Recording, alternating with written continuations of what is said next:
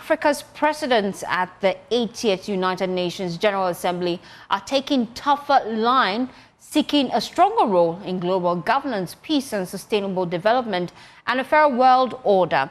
Front and center are the long-standing demands for a permanent African seat on the UN Security Council that came up yesterday. President John Dramani Mahama raised concerns about that. Leaders say the current structure is outdated and unjust. Migration and the Israel-Palestine war, just like we've been discussing, as well as global inequality, are also dominating Africa's agenda. But while some are impressed by the continent's new boldness, others are asking what's fueling this seeming sudden energy. The former U.S. president, who is currently U.S. President Donald Trump, addressing the General Assembly some days ago, slammed the Biden administration for what he tags in his words, quote, alien and mentally deranged persons, allowing them into America. But instead of echoing the negatives, Ghana's president, as I told you, John Dramani Mahama, highlighted the contributions of migrants, insisting that they strengthen communities in the U.S. and Europe. Listen. It is not a mystery that when leaders of Western nations complain of their migration problems, they are often referring to immigrants from the global south. When we speak of migrants, we speak of Mami Ewusi Mensah Frimpong, a judge on the U.S. District Court for the Central District of California. She's the first black female judge on any of California's 4 federal district courts. She was born here in America to immigrant parents from Ghana. We speak of Peter Bosman, a medical doctor in Ghana who moved to the town of Piran in Slovenia in the 1980s and later became the first black mayor of Piran, the first black mayor in Slovenia and in the whole of Eastern Europe. We speak of T. Michael, the iconic Ghanaian Norwegian artist and designer. And of course, we speak of the late Kofi Annan, former United Nations Secretary General.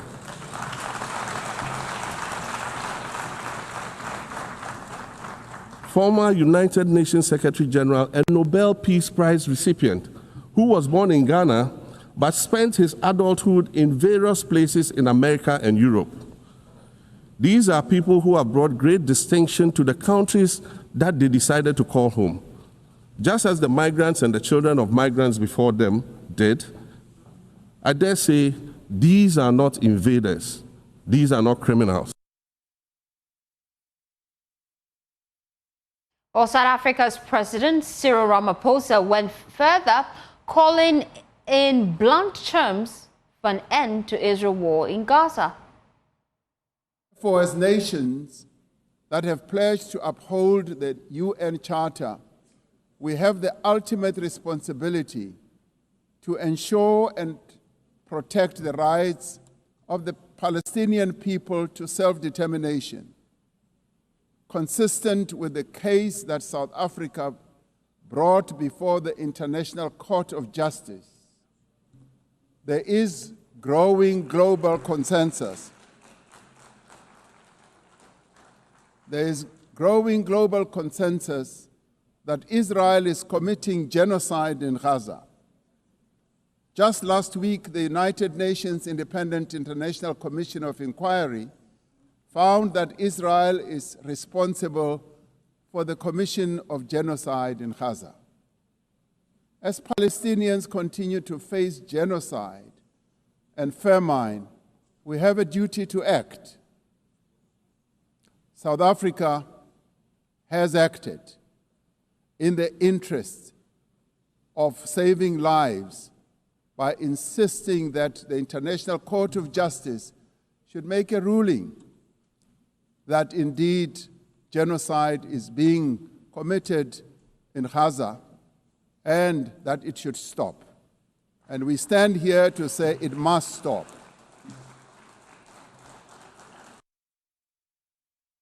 And Kenya's President William Ruto pressed hard for Africa to finally take its place as a permanent member of the UN Security Council.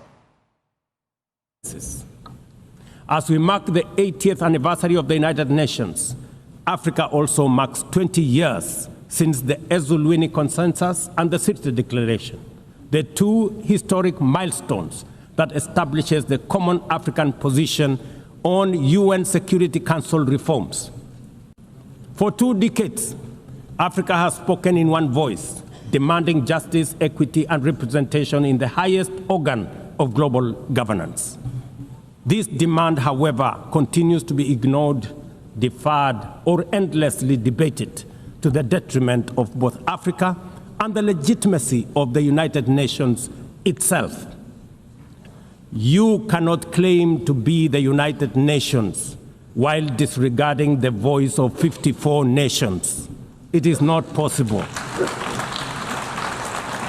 Africa is no longer willing to wait on the margins of global governance while decisions about peace, security, and development are made without our understanding, without our perspectives, and without our voice.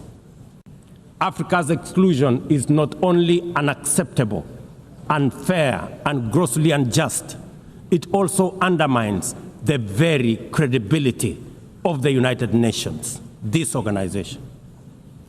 Africa dominates most of the Security Council agenda, provides some of the largest contingents of UN peacekeeping forces, and bears the heaviest costs of instability. Yet we remain the only continent without a permanent seat at the main table where decisions about our destiny are made. Africa deserves, ladies and gentlemen, at the very least, 2 permanent seats with full rights, including the right to veto, and 2 additional non-permanent seats on the United Nations Security Council. The world must understand that reforming the Security Council is not a favor to Africa or to anybody. It is a necessity for the United Nations' own survival.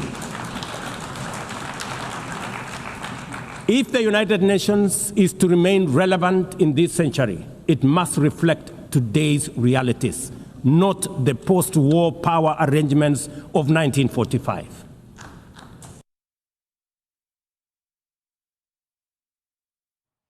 Well, we still have on the line Professor Dramani and Dr. Ishmael Hlovo. Let's just get your quick reaction to some of the key concerns raised by other African leaders.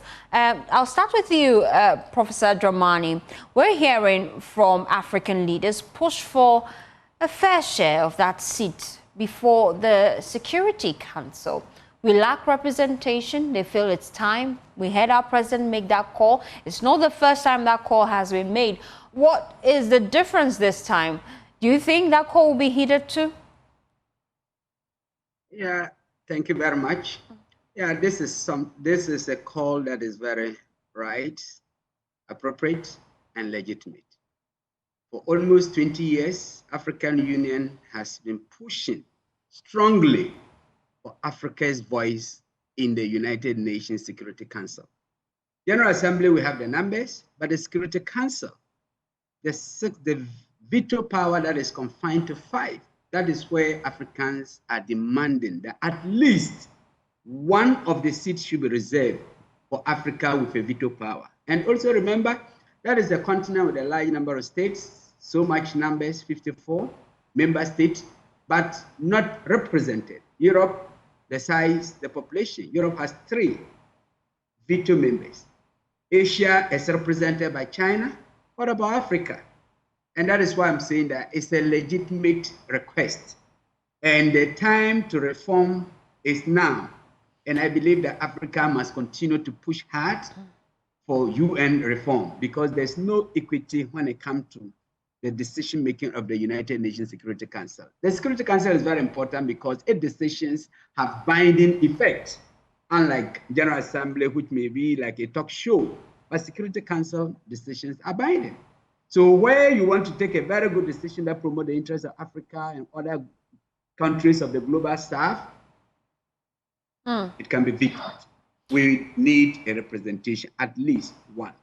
So but this is not the first time we've made the call, really. And so I'm wondering, is this telling, really, about how the world views Africa? Neglecting our concerns and demands for so long. Yeah, sometimes it's not that they are ignoring, but I believe that we can go an extra mile to also do what we call the gunboat diplomacy. we need to get closer, use other means that they'll be able to hear us better and act. And that is the aspect that we haven't looked at. Sometimes you can do some behind the scene lobbying. I think we need to do more, because those who have the veto power, if we're able to work through them, they may not be interested, but we can get one. Just look at the approach that Macron did when he decided to visit his colleague in the United Kingdom, lobby with him behind the scene, that it is time, I'm going to recognize Palestine, and I want you to be by me. Let's go as a team. Let's go so that our voice will be wider, because, and eventually, that approach has yielded. And I believe that AU is part, we can use other areas to get there. We could use BRICS, of which South Africa is a key member, a foundation member. South Africa can use that particular channel, work through China, work through Russia. And that is another aspect. There are other countries that also are in a good relation with US, France. They also work in that way. As long as we're able to get these permanent members behind the scene and able to get them, then we will be moving away from only the talk show to action. We need some behind the scene approach to be able to get some of the bigger forces to see the need for Africa to have a veto. I would think that even one should be enough. We could even go for one, and that is the starting point, so that the continent is also represented properly on the Security Council. But if we're taking the lobbying approach, each state would certainly have their demands. And would that open up Africa to another colonial rule, if you put it? It may not necessarily be so. What they will just do is to give a slot to African Union. And African Union, as a regional continental body, will find their way around it. I know bigger countries like South Africa is so much interest. Egypt is interested in Nigeria. These are the two countries that have at the front line. That, for me, is not a problem. Any of them that get it is fine. Africa just needs a say, and Africa needs a slot. And wherever it will go, for me, it's not material, but that the continent needs to have a representation. Dr. Ishmael Hovo, thank you so much, Professor Dramani. Let me bring in Dr. Ishmael Hovo at this point in time just to get his reaction to this. We're hearing from Professor Dramani propose that we take the lobbying approach. Is that how we should go about it when it comes to demanding our fair share of a seat in the table when it comes to the Security Council? Of course, that is one approach. That is one among several approaches that you can use. So we could actually look at the relation African countries, as I said, African countries have with various countries and leverage on it as a negotiating strategy.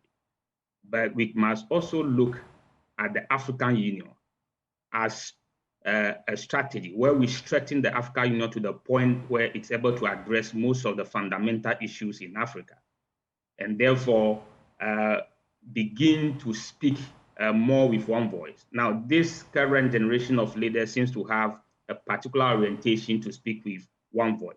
But then they will not be there for forever. And one of the things that the West has played with is that they wait until a certain generation pass away and business continue as usual. So one of the things that Africans should do is that first, let's get our own houses in order, begin to make good use of our resources, put a lot of resources into the hands of the AU. Currently, the funding arrangement where much of AU funding comes from outside sources is not going to help us in terms of making claims like this at the international level. So let's strengthen our own AU. The AU should then be in a position to solve major issues in Africa. Then that becomes a springboard to make a stronger case that, listen, we are able to solve problems here, and therefore we need a seat to solve it. But for the fact that Africa needs a seat, no one can dispute that. Because if you look at some of the decisions this council has made that have been implemented in Africa, and if you look at the consequences, if an African a nation or Africans were to have representation there, some of those decisions would not have been made. You look at Libya, for instance, where a simple no-fly zone was deliberately misinterpreted to mean regime change. And we know the consequences we are facing as Africans. And in fact, some of the European nations are also facing the same consequences, because Libya used to be a buffer between them and between Europe and Africa in terms of migration. Since the fall of the Gaddafi regime, you see the boats landing more on their shores. You also see more the effect it had on the Sahel states. But if African countries were to have victory, I'm sure that that decision would have been prevented. But then again, we must also get ourselves in order. We must begin to strengthen our own local continental-based institutions, which will then be in the place to coordinate how we respond to certain crises on the continent, limit the influence of these major powers in terms of their penetration into Africa, because they are able to get their way around us, because we are not acting most at times as a unit. We are always acting as individual blocks. So I think that the best approach for Africa is that strengthen your own continental-based governance structures, like the AU, like ECOWAS. Then as you begin to make inroads in terms of solving your real problem, then it becomes more easier for you to push others for a seat at the table, which will be difficult because, power is such that those who hold the power and they are enjoying the benefit, they will not give it to you easily. But as we continue over time, they may find reasons with us and allow us in. But I will not want Africa to go into a Security Council with a permanent seat without veto. That is virtually to say, come and observe me do what I'm doing, and then you legitimize it by being there, but you didn't actually have a say. Okay. Thank you so much, Dr. Ishmael Hovo, an international relations expert. I also have been speaking to Professor Daniel Dramani. He's Associate Professor at the Legon Center for International Affairs. Thank you, gentlemen, for your time here on The Pulse. Now.